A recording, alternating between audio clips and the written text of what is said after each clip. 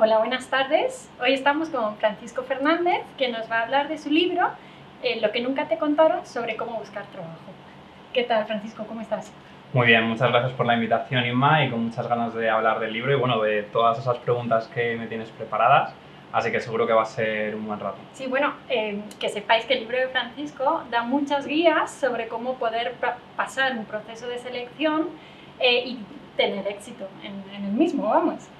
Eso es. Lo primero que me gustaría preguntarte es que durante el primer capítulo hablas sobre todo de cómo está el mercado laboral español y por qué hay que cambiar la idea de currículum tradicional como el que tenemos nosotros ahora mismo en mente.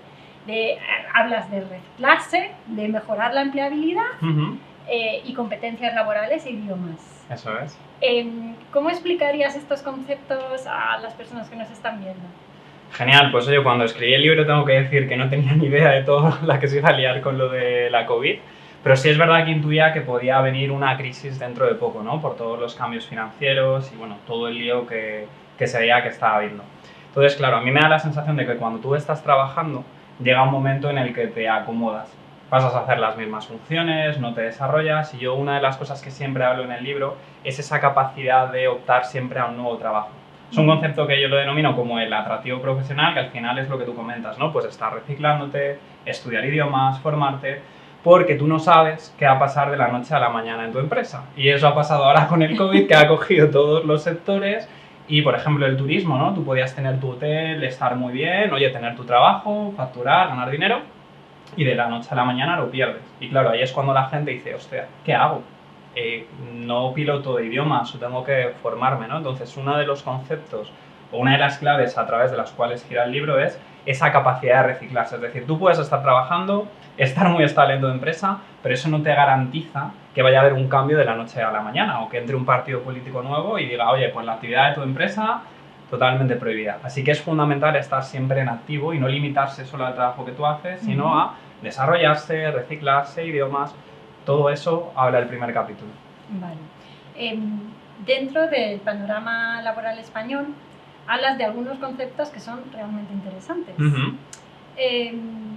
Y lo bueno de eso es que, digamos que la gente no tiene ni idea realmente de qué es a lo que se enfrenta.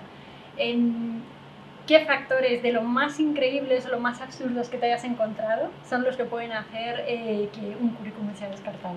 Vale, bueno, te agradezco lo que comentas del contexto. O sea, ya sabes que yo me dedico a temas de recursos humanos, empecé a trabajar en 2012 y un poco todo lo que cuento en el libro al final es mi experiencia y lo que he vivido, ¿no? Y realmente el contexto laboral en España no es muy bueno. Yo arranqué en una crisis y ahora lamentablemente pues tenemos otra por encima. Y eso hace que la selección no se realice de la mejor manera. Lo que tú me decías, ¿no? ¿Qué factores pueden descartar un currículum o qué cosas me he encontrado yo? Aquí depende obviamente de la profesionalidad de cada técnico de selección. Es decir, cada entrevistador es un mundo.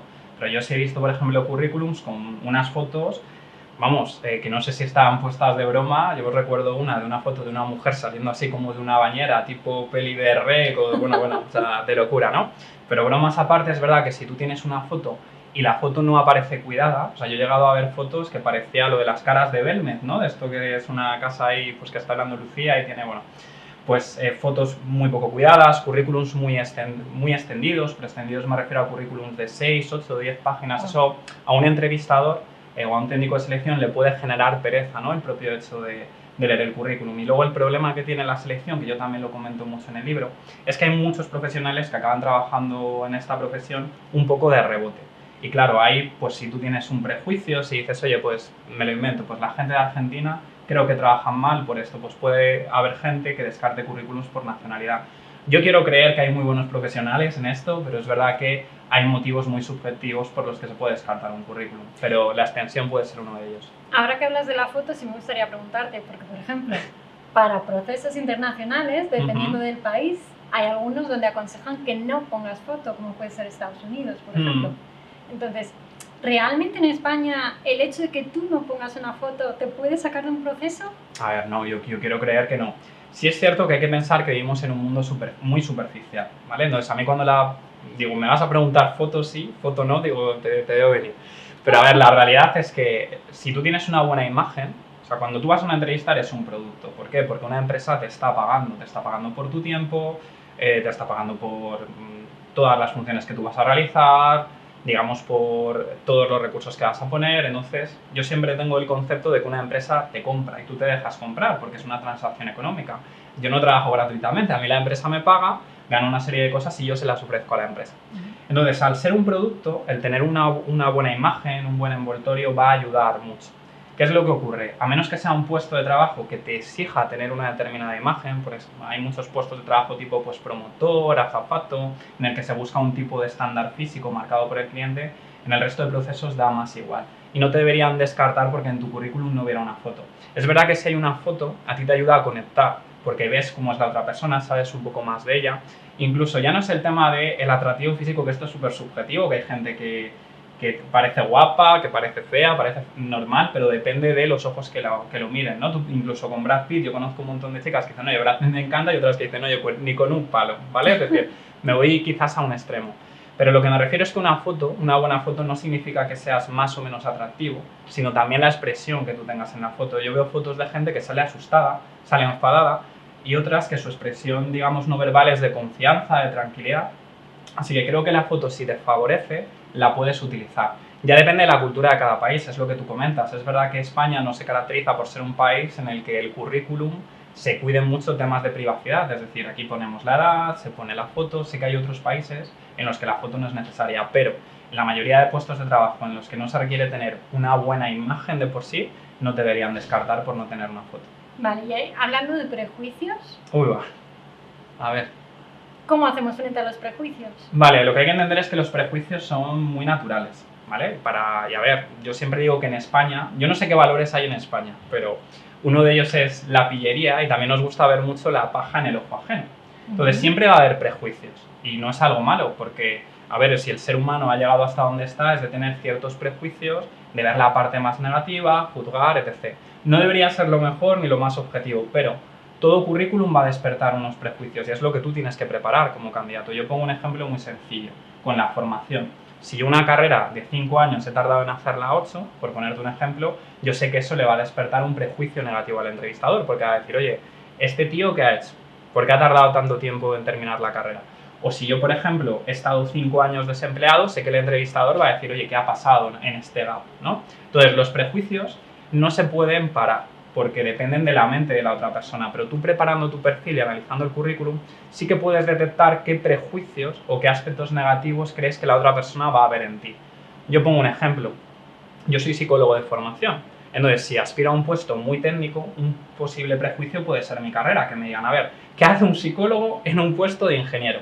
Pero si yo preparo eso, al final una entrevista de trabajo, la clave es cómo comuniques, porque no te van a contratar por cómo trabajes, te van a contratar por cómo comunicas que trabajas, ¿vale? Es decir, si yo te estoy entrevistando a ti, yo no te veo trabajar, pero sí que te escucho, pues que tú me dices, oye, yo hago las cosas de esta manera, me transmites cosas. Entonces, la clave para defenderte de un prejuicio es saber que te lo van a poner encima de la mesa y tú lo que tienes que hacer es torearlo y decirte, oye, pues mira, efectivamente soy psicólogo, pero toda esta parte analítica me gusta mucho, me he formado posteriormente, hago funciones relacionadas con temas más analíticos y fíjate, la parte de psicología me complementa todas esas habilidades analíticas. Es saber darle la vuelta un poco a la tortilla, pero con los prejuicios no se pueden hacer nada porque dependen de la otra persona siempre. Vale.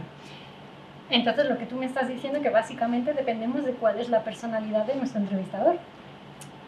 ¿Por qué te digo eso? ¿Hay una receta mágica para enfrentarse a la personalidad de cualquier entrevistador y salir lo menos dañado posible? Bueno, a ver, tampoco parece que vas a una entrevista y esto es Pearl Harbor. No, ¿vale? Ni mucho menos. A ver, la idea es la siguiente. El entrevistador juega un rol clave. Pero yo, dentro de mi manera de entender cómo tienes que enfrentarte a una entrevista, siempre digo que tienes que trabajar aspectos que tú controles. ¿Tú vas a controlar cómo es la forma de ser del entrevistador? Ni de coña. ¿Vas a saber cómo es el entrevistador? Imposible, ¿vale? Entonces, tú lo que tienes que entender es que, independientemente de la persona que tengas delante, tú tienes que adaptarte bien a ese rol. Puedes tener un entrevistador que sea muy borde, o que tenga mucha tensión, o que tú le veas tensionado, ¿no? Por ejemplo, pasará mucho con esta situación de la COVID-19, que estamos haciendo entrevistas o videoentrevistas en casa y a lo mejor me toca a mí entrevistar a un candidato y he tenido una discusión, una bronca familiar, estoy ahí en mi casa, estoy rayado y a lo mejor empiezo la entrevista más tensionado. El error que cometen muchos candidatos es que intentan tener mejor o peor comunicación en la entrevista en función de cómo les trate la otra persona. Y hay entrevistadores que pueden ser más profesionales y menos. Pero la gran clave es que tú no te veas afectado por cómo es la persona que tienes delante. Por ejemplo, si tú estás tensionada, tú estás en una entrevista y tú estás tensionada como entrevistadora, yo me puedo poner en tensión. Y si nos ponemos los dos en tensión, acabamos fatal, a menos que uno rebaje. Pero si tú estás tensionada y yo estoy tranquilo, yo te sonrío en la entrevista, yo te estoy mirando todo el rato, voy a conseguir que tú te relajes un poquito. Pero cómo seas tú como entrevistador, a mí me tiene que dar igual. Porque la clave es que yo escuche lo que tú me preguntas, que yo me prepare bien el puesto al que estoy aplicando y que yo te sepa demostrar en entrevista que soy la persona que tú buscas. A través de escucharte, ¿que vas a ser más o menos borde? Eso yo no lo controlo, pero lo que sí que controlo es que si tú me hagas una pregunta, yo te dé la respuesta que se ajuste a la misma. Controlo mis nervios si veo que estás tensionada. Y yo siempre me imagino que una entrevista es como un juego, es una conversación y digo, vale, pues tengo una persona tensionada, pues voy a estar relajado, voy a ver si consigo cambiar tu estado emocional y te llevo al mío. Y no dejo que tú me tensiones, porque también depende del entrevistador y hay entrevistas que, oye, que puede ser el rollo este poli bueno, poli malo y que lo que quieran ver es cómo reaccionas ante un interlocutor más duro. Es como si tienes un cliente muy duro al que tú te tienes que enfrentar, pues como te cagues o te tensiones, la has liado. Sí, eso es.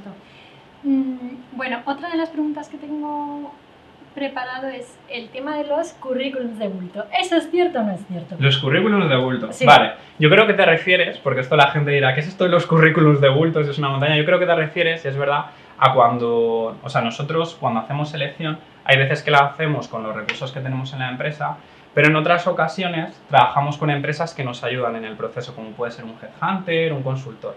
Normalmente cuando trabajamos con ellos nos envían un listado de 3 o 4 candidatos que a nosotros nos pueden encajar. Y una técnica que se dice es la del bulto, que es, oye, imaginad que yo soy ese headhunter, ¿no? Y que tengo que trabajar, yo que sé, me viene Telefónica a la cabeza. Pues Telefónica me ha pedido un directivo y yo le envío 3 candidatos. Y uno de ellos es ese currículum de bulto, ¿vale? Que es decir, vale, te envío 2 buenos, te envío uno no tan bueno y así tú me dices, vale, pues quiero entrevistar a estos 2.